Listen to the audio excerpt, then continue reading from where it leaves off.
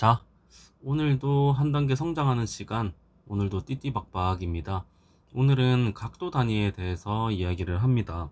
각도에는 도수법과 호도법 두 가지가 있는데 아래에서 설명을 한번 드려보겠습니다.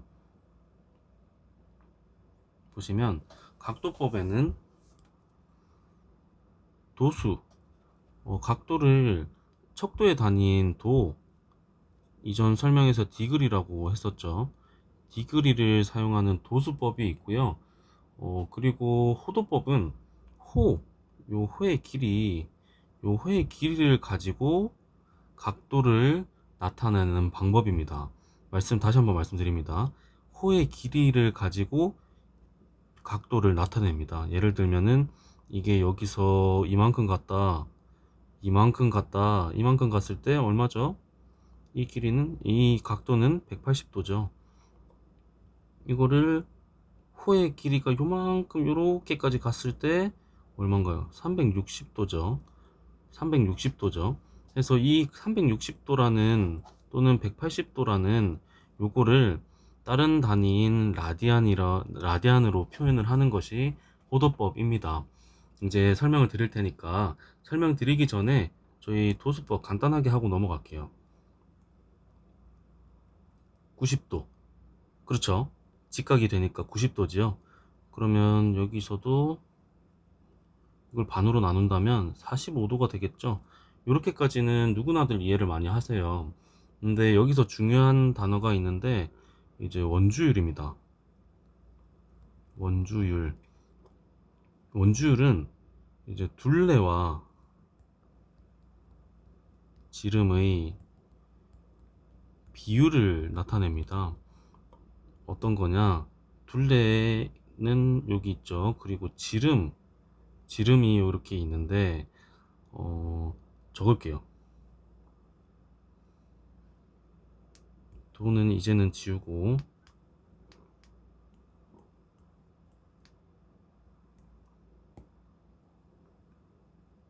요렇게 요 지름의 길이를 조금 정확하게 이렇게 지름의 길이를 D라고 하고요. 요 지름의 반지름의 길이를 R이라고 얘기를 합니다. 이렇게 약속을 했어요. 저희끼리 얘기를 했고, 둘레는 이 전체 둘레를 둘레라고 얘기를 하죠. 그래서 요 둘레와 지름의 비율을 구해보자는 겁니다. 그래서 어떻게 하냐, 요만큼의 막대기를 갖다가 휘어서 길이가 D만큼의 막대기를 휘어서 원을 따라서 쭉 가봅니다. 쭉 가봐요. 이렇게 한 번 갔고 또 한 번 더 가봅니다. 더 갔어요. 또 한 번 더 가봅니다. 더 갔고 더 가다 보니까 3배보다 조금 더 많이 가요. 해서 요 비율을 구해 보니까 비율이 그 유명한 3.14D로 쭉 끝없이 이어지는 요 숫자였고, 이거를 파이라고 하자라고 약속을 합니다. 그래서 이 원주율은 파이고요. 그럼 이제 둘레는 어떻게 되냐? 둘레의 길이가 그래서 뭔데? 라고 하면 지름에다가 3.14배를 했더니 3.14 뒤에 점은 쭉 빼고요. 이제 3.14라고 하겠습니다. 바꿔서 3.14배를 했더니 이 둘레의 길이가 나오더라. 그래서 파이 지름에다가 파이를 곱한 것이 둘레가 되더라 라는 것이고요. 결국은 둘레는 파이디죠.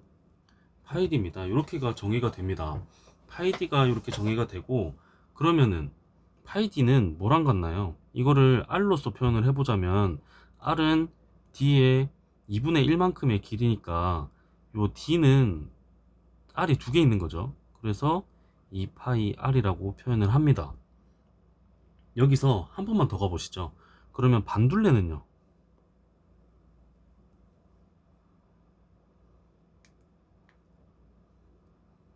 반둘레는요? 반둘레는 여기에 반일 거죠. 그러니까 당연히 파이 R이 됩니다. 반둘레란 요 반둘레요.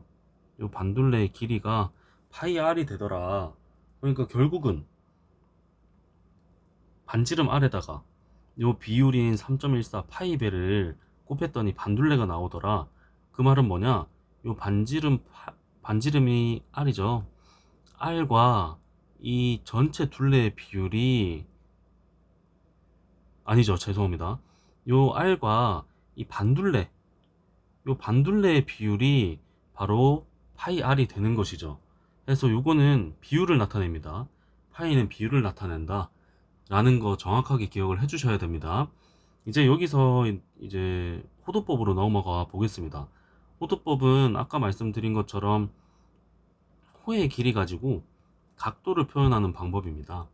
그래서 예를 들자면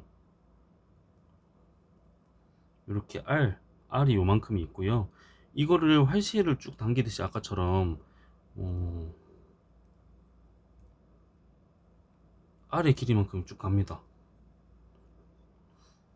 쭉 호의 길이를 반지름의 길이만큼 쭉 따라갔더니 요 정도가 돼서 요거를 쭉 끌어내렸더니 생기는 부채꼴의 요 각을 1라디안이라고 하자라고 약속을 합니다. 라디안이라는 단위를 만들어서 요 반지름의 길이와 요 반지름의 길이만큼 진행한 요 r까지 갔을 때의 요 각도를 1라디안이라고 약속을 합니다. 여기서 r을 한 번 더 간다면요. 한 번 더 r을 진행을 했더니 생긴 요 각은 2라디안이죠. 그리고 마지막 한 번 더 가보면요. 이렇게 한 번 더 갔더니 요거는 당연하게도 3라디안이 되겠죠. 3라디안이 됩니다. 3라디안이 되고 그러면 요 호의 길이를 쭉 갔을 때 각도는 도수법으로 하면 요거는 180도죠. 180도인데 요만큼의 갔을 때 요 배율은 한 배, 두 배, 세 배, 요 배율은 얼마만큼이 되나요? 반둘레. 즉 180도 진행한 건 파이 라디안이 되는 거 혹시 이해가 가시나요? 1라디안, 2라디안, 3라디안 조금 더 가서 파이 라디안만큼 갔더니 반둘레까지 거리가 닿았고 거기서 생긴 각은 180도였는데 이 비율은 이 몇 배냐? 각도가 그래서 몇 배인데? 라고 했더니 1배, 2배, 3배 조금 더 가서 3.14배 정도 되는 요 파이 배가 되고 이거를 각도로 표현한 것이 결국은 라디안이 됩니다. 파이 라디안이죠. 그래서 결국은 이렇게 정의를 한 뒤에는 180도는 이제 호도법으로 표현을 하면 파이 라디안이라고 편하게 표현을 씁니다. 그러면 당연하게도 360도는요 2파이 라디안이 되겠죠. 이거를 옆에다 조금 정리를 할게요. 파이 180도 파이 그럼 360도는